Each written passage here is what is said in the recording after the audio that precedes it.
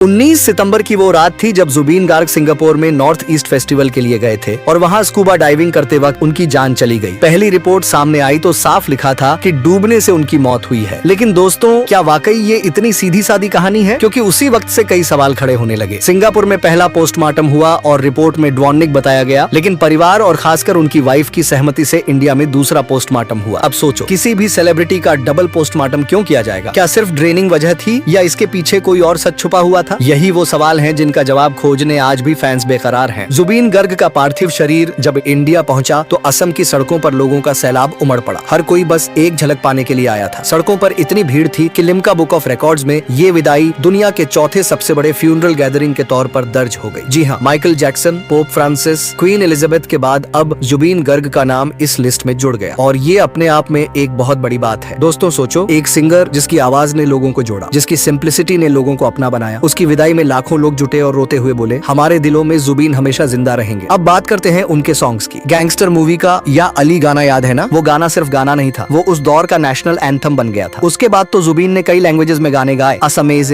हिंदी, बंगाली, तमिल, नेपाली, 40 से ज्यादा भाषाओं में और 38,000 से भी ज्यादा गाने। ये अपने आप में रिकॉर्ड है। और दोस्तों, रिकॉर्ड सिर्फ गानों का नहीं था, रिकॉर्ड था उनकी गुडनेस का। क्योंकि जुबीन सिर्फ सिंगर नहीं, लोगों के लिए एक होप थे। जरूरतमंदों की मदद करना, फैंस से खुलकर मिलना, लोगों के साथ डाउन टू अर्थ एटीट्यूड रखना, यही था उनका असली चार्म। लेकिन ट्विस्ट यहाँ आता है, क्योंकि उनका एक पुराना इंटरव्यू वायरल हो रहा है जिसमें उन्होंने अपनी लास्ट विश बताई थी। उन्होंने कहा था, मैं चाहता हूँ कि मेरा अंतिम संस्कार ब्रह्मपुत्र नदी के किनारे हो या फिर मेरे एशेज नदी में बहा दिए जाएं। मैं पागल हूँ। मैं चाहता हूँ कि मैं अपनी जिंदगी का हर हिस्सा लोगों को दे दूं। मैं अपना सब कुछ लोगों को समर्पित करना चाहता हूँ। अब सोचो, जिस इंसान ने पूरी जिंदगी लोगों को दिया, उसकी आखिरी इच्छा भी लोगों से जुड़ी थी और इस वजह से उनके फुटप्रिंट्स को एक मेमोरियल के रूप में प्रिजर्व किया गया है ताकि आने वाली जनरेशंस भी जुबीन गार्ग को हमेशा याद रखें। दोस्तों, लेकिन यहाँ एक बड़ा सवाल भी है, सिंगापुर में उनकी मौत कैसे हुई? क्योंकि कई रिपोर्ट्स में कहा गया कि उन्होंने स्कूबा डाइविंग के वक्त लाइफ जैकेट नहीं पहनी थी, लेकिन उनकी वाइफ ने साफ कहा उन्होंने जैकेट पहनी थी। उनको अचानक से ब्रीदिंग इश्यूज हुए थे। मेडिकल हिस्ट्री में उन्हें पहले भी ऐसे अटैक्स आ चुके थे। तो सवाल ये है कि क्या मेडिकल नेग्लिजेंस थी या सिर्फ अनफॉर्चुनेट एक्सीडेंट? ये राज शायद कभी पूरी तरह सामने ना आए, लेकिन जो सामने आया वो था एक मास मूवमेंट। क्योंकि बीसीसीआई ने भी 30 सितंबर को गुवाहाटी में होने वाले वर्ल्ड कप 2025 के ओपनिंग सेरेमोनी में जुबीन गार्ग को ट्रिब्यूट देने का फैसला किया है। यानी क्रिकेट ग्राउंड से लेकर म्यूजिक स्टेज तक हर जगह उनकी यादें हमेशा जिंदा रहेंगी। अब सोचो दोस्तों, एक सिंगर जिसने अपनी आवाज से असम को वर्ल्ड स्टेज तक पहुंचाया, जिसकी सिंप्लिसिटी ने हर किसी को अपना बनाया, वो आज हमारे बीच नहीं है, लेकिन उनकी आवाज, उनके गाने, उनका पर्सनैलिटी हमेशा लोगों के दिलों में रहेगा। अब ये ट्विस्ट ध्यान से सुनना, शायद जुबीन गार्ग चले गए हों, लेकिन उनकी आखिरी इच्छा, उनका म्यूजिक और उनका एटीट्यूड, ये सब हमें एक लेसन देता है कि जिंदगी का असली मकसद सिर्फ अपने लिए जीना नहीं है, बल्कि लोगों के लिए कुछ ऐसा करना है कि आपकी यादें हमेशा जिंदा रहें। तो दोस्तों, अगर आप भी जुबीन गर्ग की तरह अपनी जिंदगी को मीनिंगफुल बनाना चाहते हो तो आज से ही स्टार्ट करो। लोगों के लिए थोड़ा गिव बैक करो, चाहे एक स्माइल हो, एक हेल्प हो या फिर किसी की जरूरत पूरा करना हो, क्योंकि यही है वो चीज जो आपको हमेशा जिंदा रखेगी। और अब मेरा आपसे सवाल है, आपके हिसाब से जुबीन गर्ग की मौत एक सिंपल एक्सीडेंट था या इसके पीछे कोई और मिस्ट्री छुपी है? कमेंट में बताओ, क्योंकि आपकी राय ही इस कहानी का असली एंड लिखेगी। और हाँ, अगर आप भी चाहते हो कि जुबीन गार्ग हमेशा हमारी यादों में जिंदा रहे तो इस वीडियो को शेयर करना मत भूलना, क्योंकि लेजेंड्स कभी मरते नहीं, लेजेंड्स हमेशा जिंदा रहते हैं।